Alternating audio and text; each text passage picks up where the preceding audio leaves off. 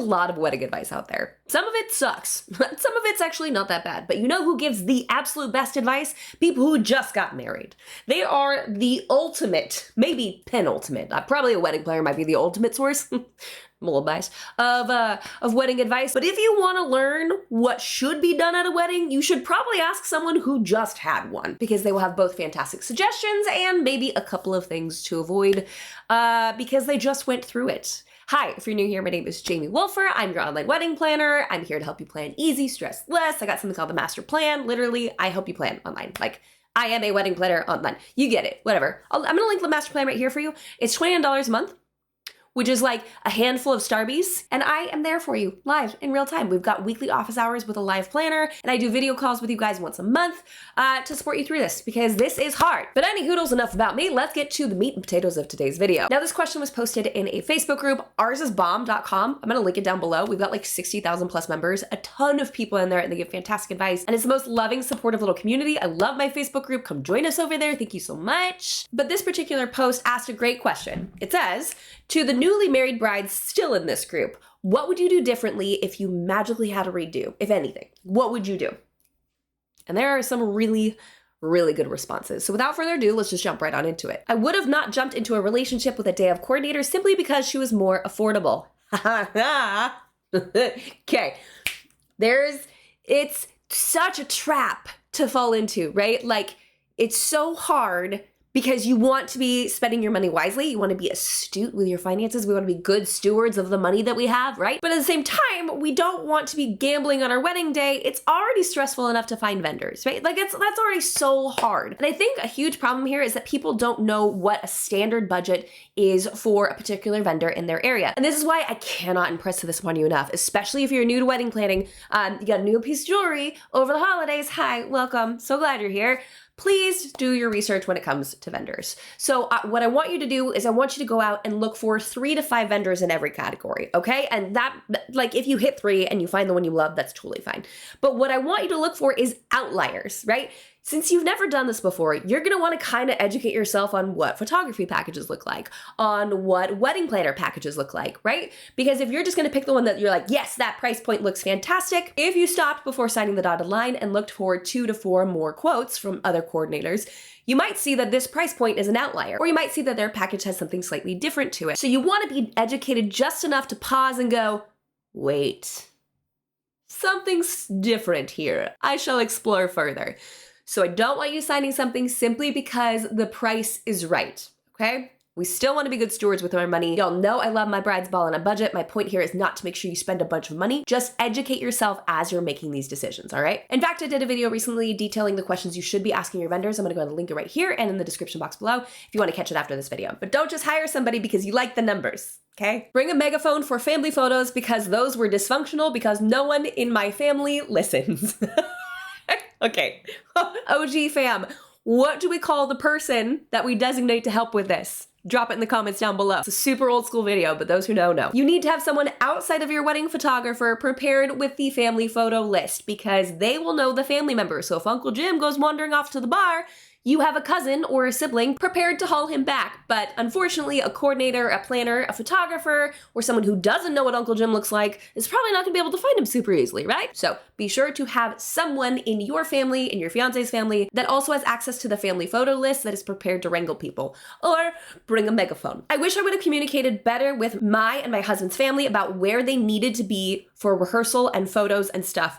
My wedding party had like step-by-step instructions and I kind of assumed my family knew where to go. LOL, oops. Okay, this is not uncommon, right? Because you're like, well, the wedding party's there the entire day. So of course they're gonna need all the details and all the information, but then you forget like family, well, if you have family that's not like mine, my mom asked all the questions, like all of them ahead of time. So I didn't worry about her not knowing where to go or what to do. And she's also like my communication person. I love my mom. She's incredible. So she was able to communicate a lot of the details to the rest of my family members on my behalf. That's fantastic. She's also planned weddings with me, so she gets how this goes. However, not everyone has a Robin Webster, okay? Not everyone has someone like her to jump in and help out with something like this. So might I recommend something called perfectweddingtimeline.com? And it's exactly what it says it is, right? It's the perfect wedding timeline. You enter in your information and it spits out the perfect wedding timeline.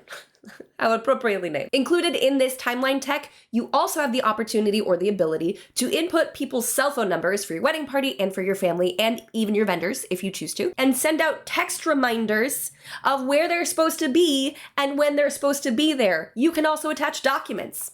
You can send a link with a pin for where they're supposed to go for photos. So what I love about Perfect Wedding Timeline is it prompts you with all the right questions ahead of time, so this stuff doesn't get lost in the hubbub. It's one of those things that because it's created by professionals, it knows the right questions to ask and then has this perfect little algorithm that puts together a timeline for you. And fantastically, it can also send a family-specific timeline to the family. They don't need to see the whole thing. They don't need to know when the caterer arrives. They don't need to know when dancing starts. They just need to know where they're supposed to be and when they're supposed to be there. So we have that little family-specific timeline that you can work on ahead of time, right? And then have that sent out. You could also set up text reminders, send out links to locations, add a PDF with parking information, all of it, and have that done ahead of time so you look like a freaking boss, okay?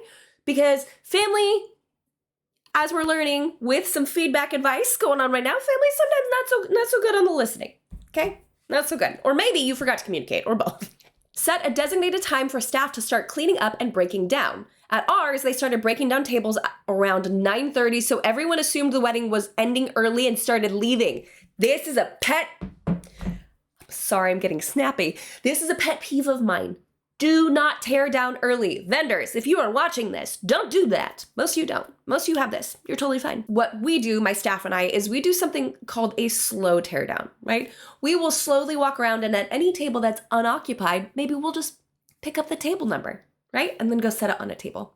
Then we'll go to the next table and we'll pick up a table number and go set it down. The benefits of this are twofold. One, we look busy, because there's not much for us to be doing in this moment, right? Like once dancing is kicked off and everything's pretty good, we'll check in with vendors, we'll make sure, they're all good to go, they have everything they need. There's still stuff for us to do, but we also want to be really effective at tearing down. So, we're walking around and we're being effective, we're doing something. Two, because we're doing this slowly, it doesn't kill the party, it doesn't kill the vibe. We don't blow out the candles.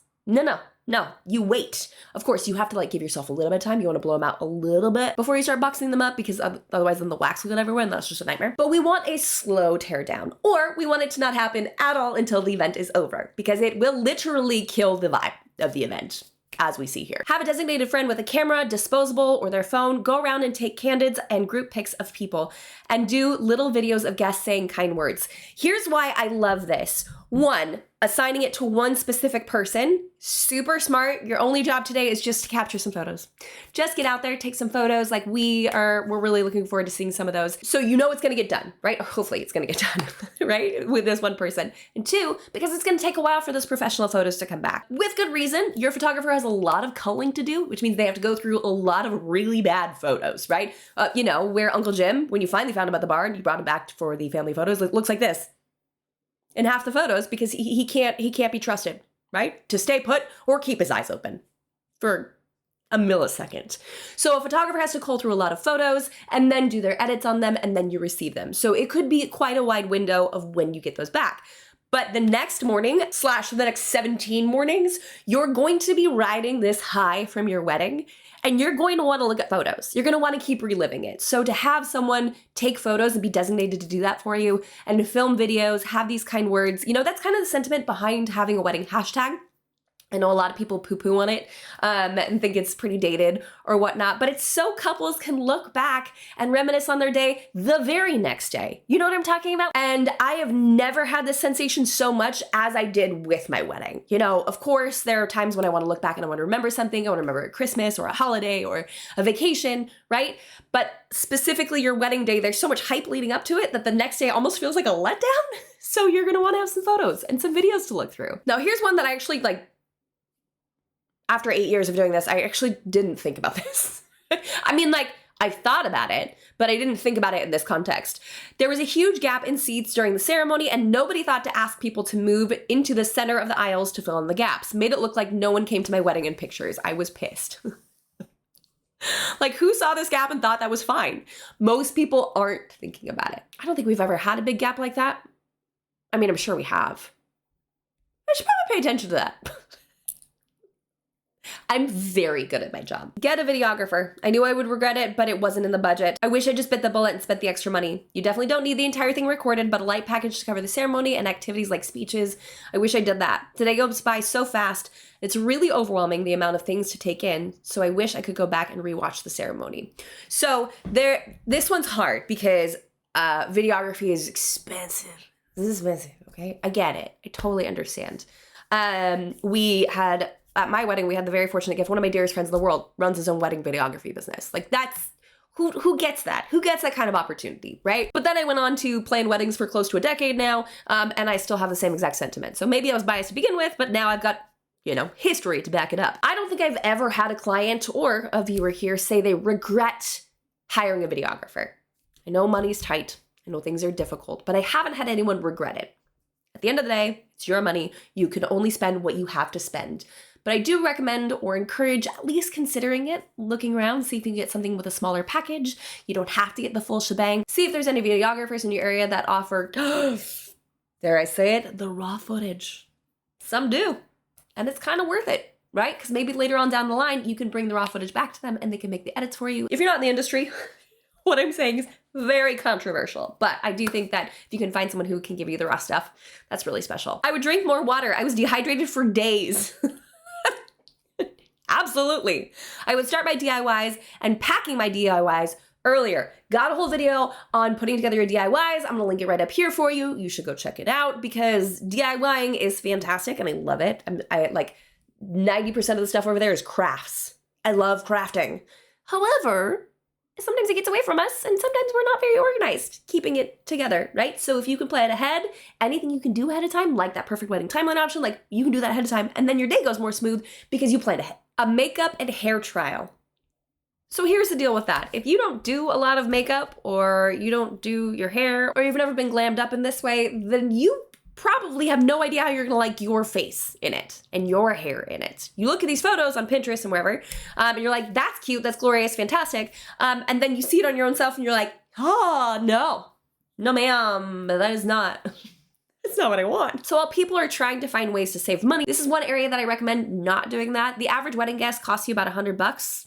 I think trials can cost anywhere from $75 to $150. So might I suggest trimming down your guest list just a little bit, maybe by 1 or 2 people to make sure you do a hair and makeup trial so you aren't disappointed by how you look on your wedding day, right?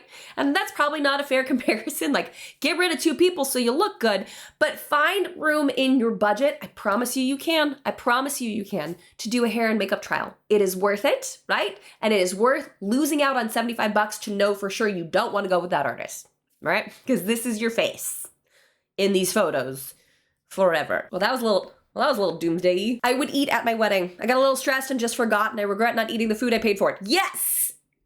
I always run up to my clients. If you guys have been around for a minute, then you know. I say this all the time. I run up to my clients during dinner and I'm like, this is the only time you have to eat. You paid a lot of money for this food. People are gonna come up and talk to you. Keep eating, you need the calories. And usually they laugh, but I will come up and I will say it again 10 minutes later, keep eating. But sometimes I get your nerves and you're just like, I can't eat anything. That's how I felt on my wedding day. I had to like choke down street tacos. Who has to choke down street tacos? Nobody, except for nervous Nillies. That was me. My husband, on the other hand, was hangry. So we actually had to like flip our reception timeline on the fly to get him to food more quickly because he was getting real grumpy. So eat the food. You paid a lot of money for it. Unless you're a nervous Nilly.